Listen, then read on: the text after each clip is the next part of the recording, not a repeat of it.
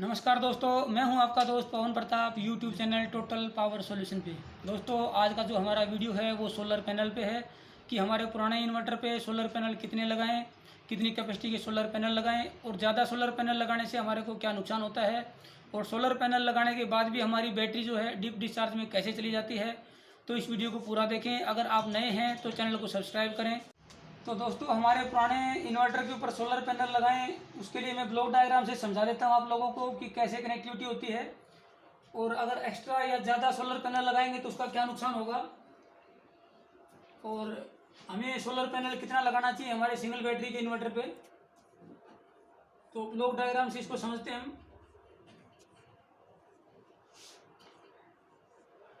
ये यहाँ पे आपका पैनल है,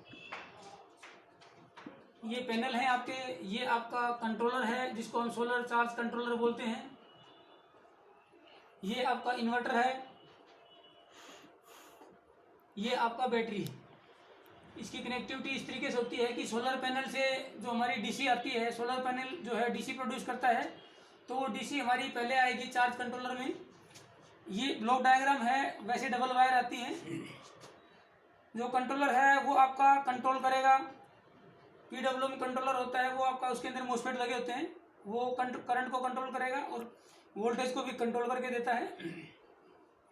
उसके बाद जो कंट्रोलर से डीसी निकलती है वो हमारी डायरेक्ट बैटरी पे कनेक्ट होती है, और बैटरी पे ही हमारा जो है इन्वर्टर भी कनेक्ट होता है, जो कि बैटरी से डीसी लेके उसको एसी में कन्वर्ट करके लोड को सप्लाई करता है। ये हमारी लोड की हम मान लेते हैं, ये हमारी एसी यहाँ पे निकलेगी, ये डीसी इसको मिलेगी। अब ये कंट्रोलर है वो दो तरह के कंट्रोलर होते हैं। एक सिंपल कंट्रोलर होता है जिसके अंदर क्या होता है कि सिंपल पैनल से कनेक्ट होता है और वो कंट्रोल करता है और बैटरी पे आपका सप्लाई कर देता है। दूसरा कंट्रोलर क्या होता है कि वो ये भी कंट्रोल करता है कि इन्वर्टर को एसी कब कनेक्ट करनी है इन्वर्टर पे। एसी का जो इन्वर्टर का एसी का जो इनपुट पॉइंट है वो कंट्रोलर पे होता है कि जब तक सोलर अवेलेबल है तो वो सोलर पे ही आपके इन्वर्टर को चलने देगा। सोलर जब अवेलेबल नहीं होता है उस केस में फिर वो इनपुट से उसको कनेक्ट करता है। ऐसा कंट्रोलर भी अवेलेबल होता है जो कि इकोनॉमिकली होता है, ताकि हमारी जो है सेविंग हो जाए इलेक्ट्रिसिटी की दिन भर में। अब इसको समझते हैं कि हम मान लेते हैं कि हमारा इन्वर्टर 1000 VA का है, पुराना जो इन्वर्टर है, तो पावर फैक्टर 0.8 होता है हमारे घर में जो इंडक्टिव और कैपेसिटिव लोड होता है उसके हिसाब से। तो ये 800 वाट का ये इन्वर्टर हो गया है।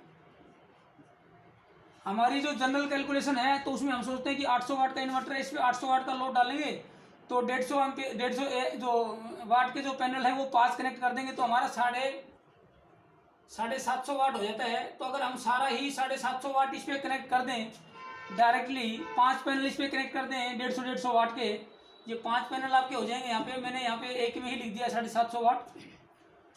तो 800 वाट के लिए 750 वाट पैनल अगर हम कनेक्ट कर दें तो उसका क्या बेनिफिट होगा और उसका नुकसान क्या होगा, ड्रॉबैक क्या है, वो समझते हैं। यहाँ पे 750 वाट पैनल का मतलब हो गया, एक पैनल जो है 8 से 8.5 एम्पीयर देता है, तो आपका जो है 42.5 एम्पीयर जो है आपका सोलर पैनल से पीक आवर्स के अंदर 2 बजे के आसपास ये 42.5 एम्पीयर आपको सप्लाई करेगा, जो कि कंट्रोलर से होते हुए हमारा जो 42 एम्पीयर है वो आपका बैटरी पे पहुंच जाएगा। अगर हमने यहाँ पे 30 एम्पीयर भी लोड डाल दिया है, जिसमें आपके फैन हो गए, लाइटें हो गई, टेबल फैन वगैरह या कुछ भी टीवी वगैरह है, जो कि 30 एम्पीयर ड्रॉ कर रहा है हमारा, 30 एम्पीयर का यानी कि हमने लोड कनेक्ट कर दिया यहाँ पे, तो उसके इसमें क्या होगा कि 30 एम्पीयर तो ये हमारा इन्वर्टर के थ्रू हमारे लोड पे चला गया है एम्पीयर, और बचा हुआ जो 12 एम्पीयर है वो हमारा बैटरी के लिए यूज हो जाएगा, बैटरी को चार्ज करने के लिए, ताकि दिन भर जो है हमारी बैटरी चार्ज होती रहे। अब यहाँ पे कंडीशन क्या होता है, अगर यहाँ तक अगर ठीक है तो कोई दिक्कत नहीं है, क्योंकि दिन भर हमारी बैटरी भी चार्ज होती रहेगी और 30 एम्पीयर से हमारा लोड भी चलता रहेगा। 30 एम्पीयर का मतलब हो गया 3 पंखे आपके चल जाएंगे और लाइटें भी साथ में चल जाएंगी। लेकिन प्रॉब्लम क्या होती है कि अगर हम किसी केस में हम यहाँ पे घर पे हैं नहीं, या लैक ऑफ नॉलेज है, हम सोचते हैं कि हमारा लोड बंद कर देते हैं ताकि बैटरी जल्दी चार्ज हो जाए, तो ऐसा सोच के अगर हमने लोड को बंद कर दिया तो ये 30 एम्पीयर यहाँ इन्वर्टर को जाना बंद हो जाएगा और वो 30 एम्पीयर जो है बैटरी को ही जाना स्टार्ट हो जाएगा। तो बैटरी को मोटा मोटा 42 एम्पीयर या 40 एम्पीयर, क्योंकि 2 एम्पीयर इसका नो लोड करंट भी होता है इन्वर्टर का, तो 40-42 एम्पेयर हमारा जो है बैटरी में सीधा चला जाएगा। अब यहाँ पे दो कंडीशन, दो सिचुएशन यहाँ पे खड़ी होती हैं।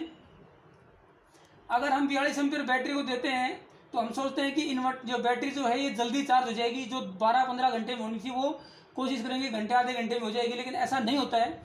क्योंकि ये जो है 42 एम्पेयर ये हमारा इलेक्ट्रिकल एनर्जी है जो हम फोर्सफुली बैटरी को फीड कर रहे हैं। हमने 42 एम्पेयर बैटरी को दे दिया ये इलेक्ट्रिकल एनर्जी, लेकिन बैटरी के अंदर क्या होता है कि केमिकल एनर्जी भी होती है, केमिकल रिएक्शन होती है बैटरी के अंदर।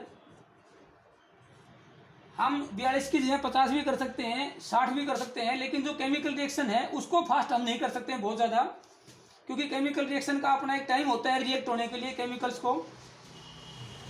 तो अभी क्या हुआ कि 42 एम्पेयर देने से हमने उसको फोर्सफुली एनर्जी दे दी, लेकिन केमिकल रिएक्शन बहुत ज़्यादा फास्ट नहीं हो पाई।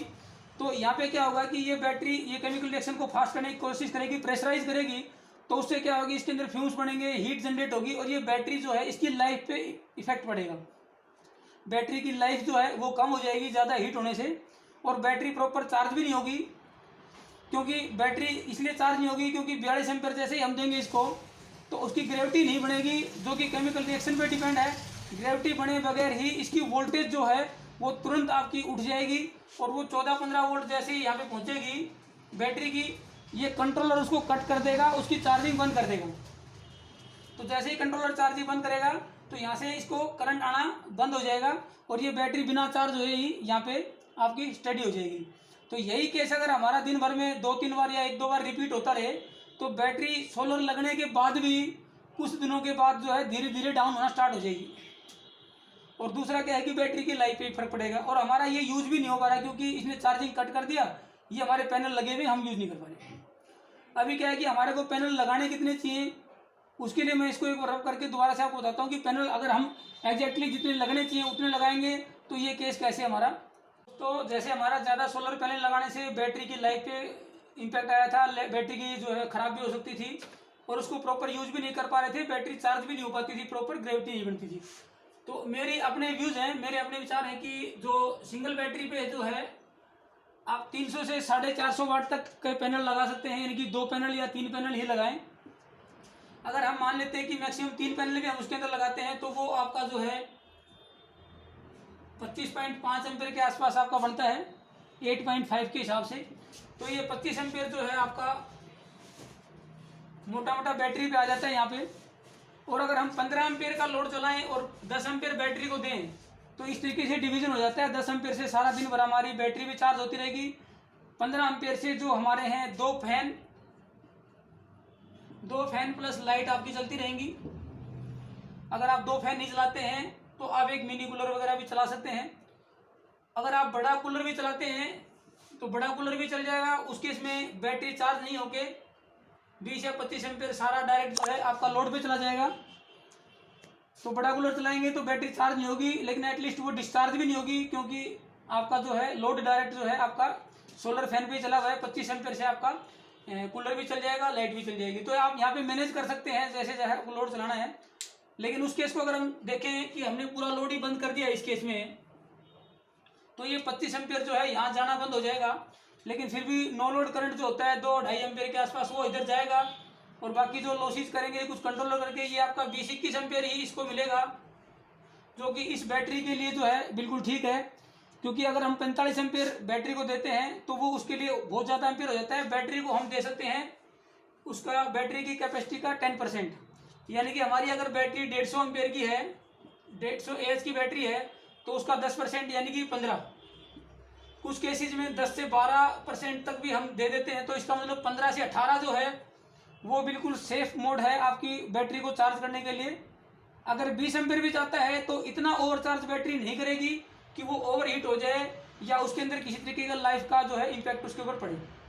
तो 20-21 एम्पेयर हमारा बैटरी को अगर लोड बंद करने से चला भी जाए तो बैटरी को डैमेज नहीं होगा, और आपका जो है ये सेफ मोड में बैटरी चार्ज होती रहेगी और प्रॉपर ग्रेविटी बनेगी, क्योंकि 20 एम्पेयर जो है अलाउड करंट है, अलाउ किया हुआ करंट है जो बैटरी को हम दे सकते हैं चार्जिंग के लिए।